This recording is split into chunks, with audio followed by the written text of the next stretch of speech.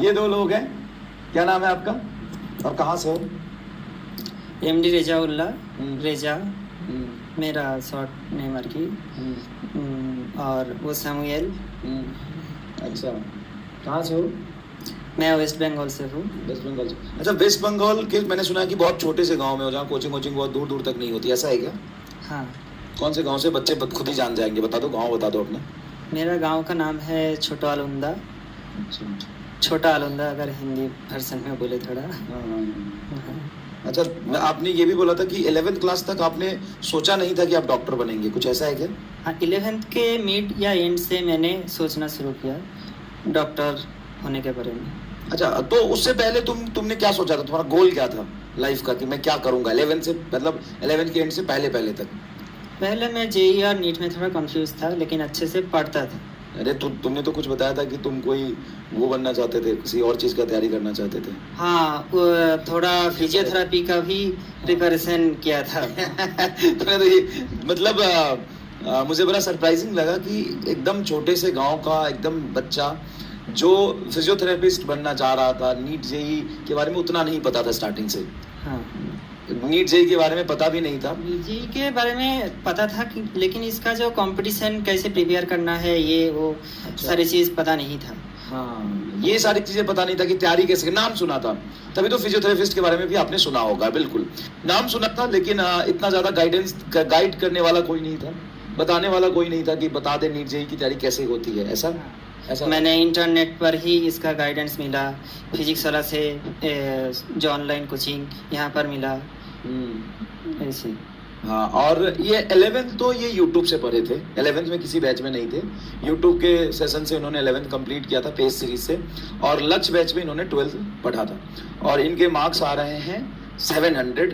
अब एक दो चैलेंज भी क्वेश्चन में देखते हैं क्या होता है, वैसे 700 एक्सक्लूड करके आ रहे एकदम, अपने को चैलेंज का कोई फर्क नहीं पड़ रहा है ना। चैलेंज का फर्क पड़ सकता है +-5। हाँ, बट 700 मार्क्स है इनके, और फिजिक्स में इनके हैं 180 नंबर, और इनके भी है फिजिक्स में 180 नंबर, और भी 2-4 बच्चे जिनके हैं 180 नंबर, तो ये अलग बात है। बाकी सबसे बड़ा जो इम्पोर्टेंट है वो ये है कि देखो यार, मतलब ऑनलाइन से सिर्फ सिलेक्शन ही नहीं, बच्चे टॉप भी कर रहे हैं। ईमानदारी से बताओ कि तुमने, मतलब देखो ये तुम लाइव हो, बहुत सारे बच्चे तुमको देख रहे हैं, तुम पे भरोसा भी कर रहे हैं, और शायद बहुत दूर दूर से लोग देखेंगे, तो कई लोगों को लगता है कि ऐसा हो ही नहीं सकता, अभी भी भरोसा नहीं हो रहा है। क्या तुमने 11th और 12th पूरी तरीके से ऑनलाइन पढ़ा था क्या? हाँ, फिजिक्स केमिस्ट्री बायोलॉजी पूरी ऑनलाइन से पढ़ा था, और ऑनलाइन पढ़ के 700 नंबर 705 नंबर लेके आ रहे हैं बच्चे। इनका 705-6 नंबर है, चैलेंज से वो 715 भी जा सकता है, 10 भी हो सकता है, इनके भी 5 नंबर आगे पीछे हो सकते हैं, मतलब 700 के आसपास नंबर लोग बच्चे ला रहे हैं, मतलब टॉप भी कर रहे हैं। सिर्फ सिलेक्शन की बात नहीं, टॉप कर रहे हैं। All credit goes to these two player, and बहुत सारे ऐसे बच्चे हैं।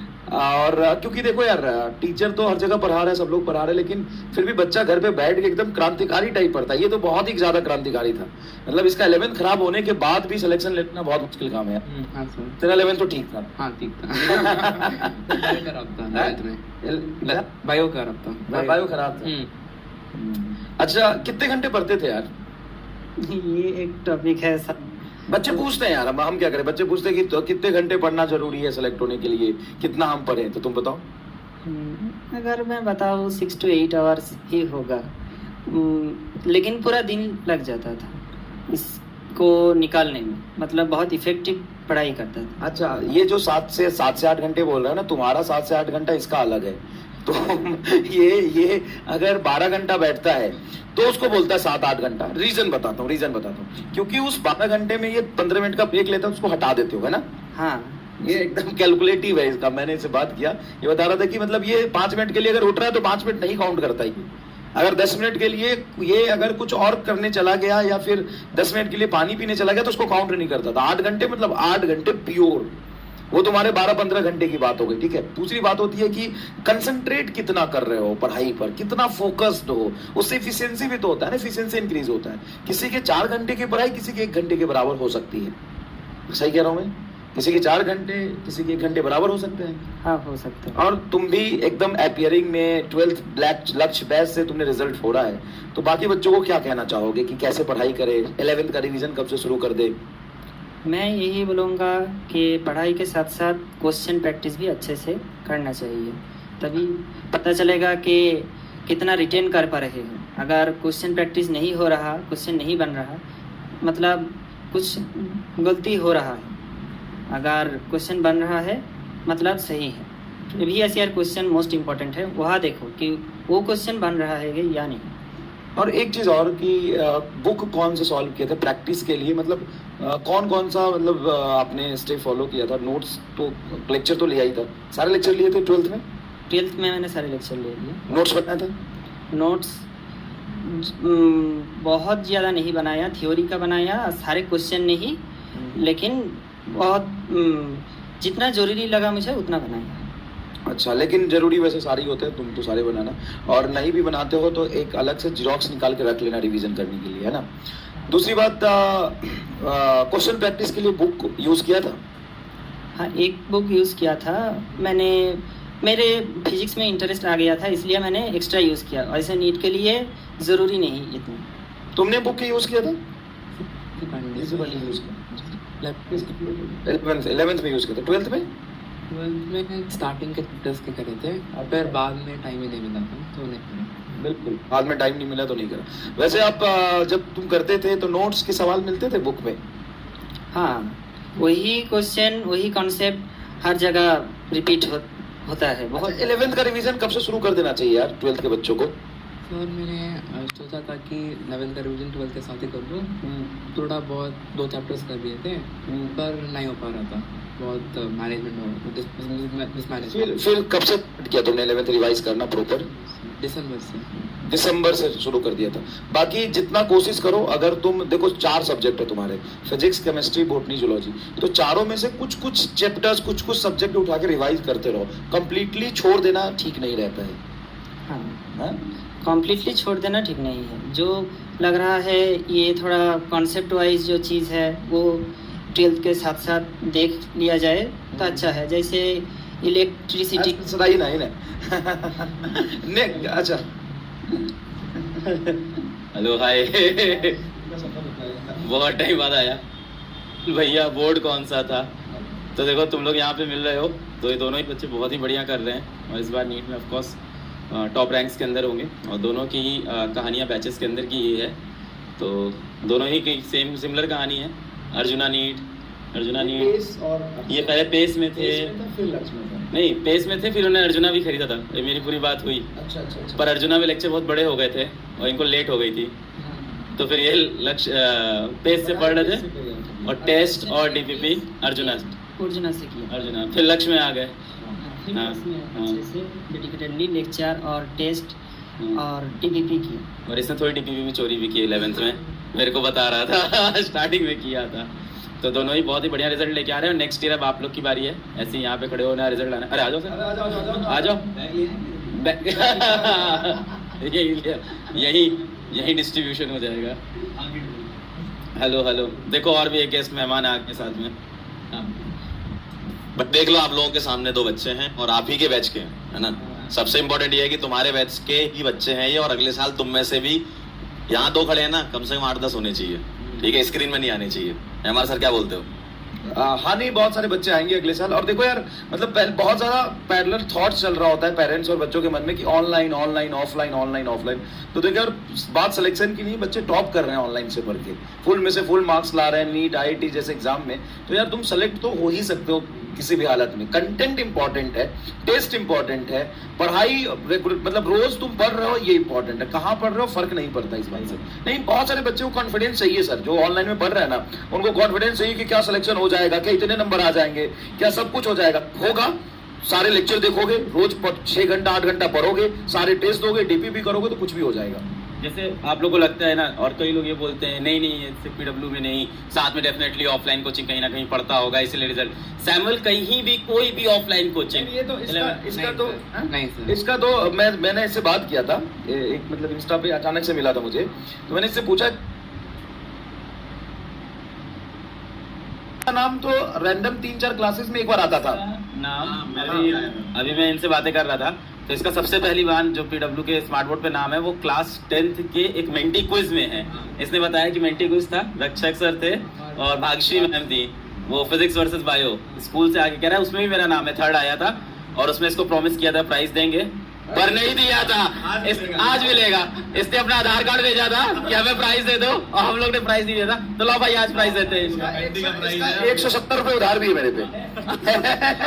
वो मतलब 150 नहीं, इसको देना पड़ेगा 150 में। पेटीएम करूंगा मैं तुम्हें, अभी कैश नहीं मेरे पास। और ये हमारा कोई प्लान नहीं था यार बैच में आगे करने का, ये रैंडम हो गया। अभी मेरी क्लास थी, मैं यहाँ था, ऑफिस आए हुए थे तो रैंडम हुआ है ये।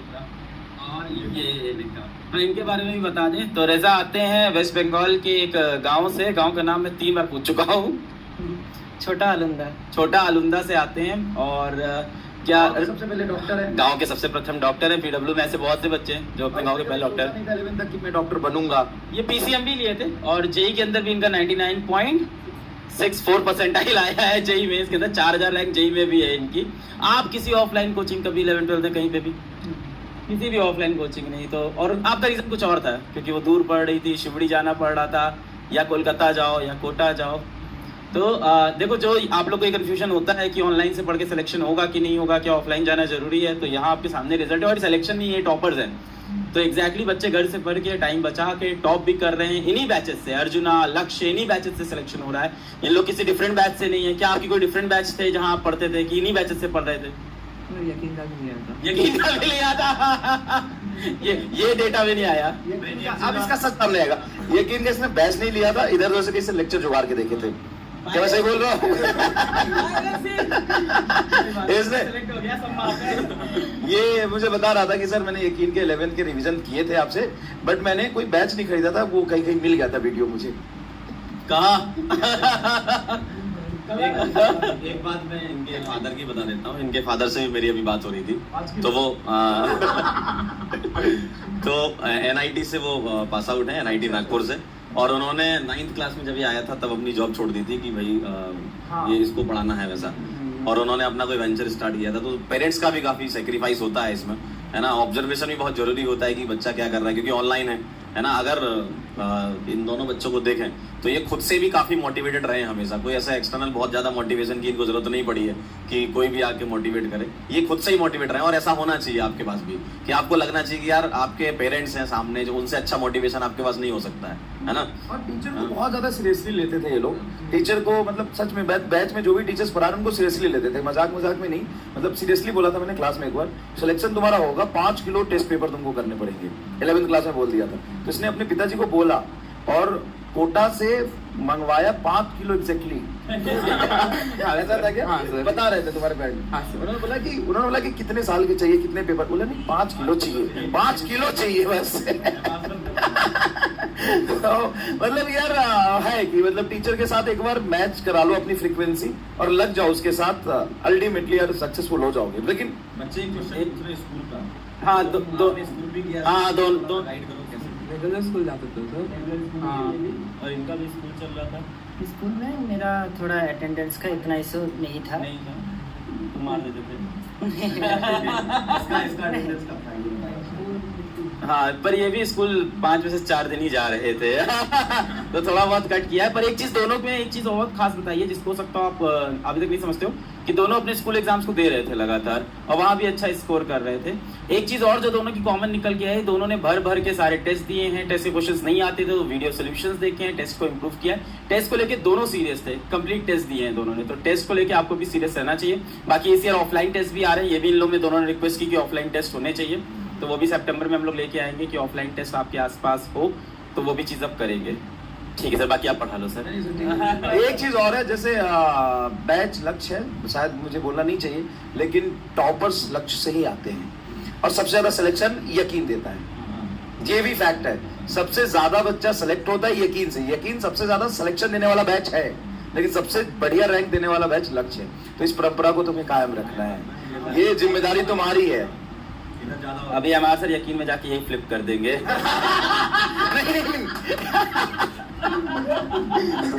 नहीं सर, फ्लिप कैसे कर दूंगा? रिजल्ट कहां से दिखाऊंगा मैं?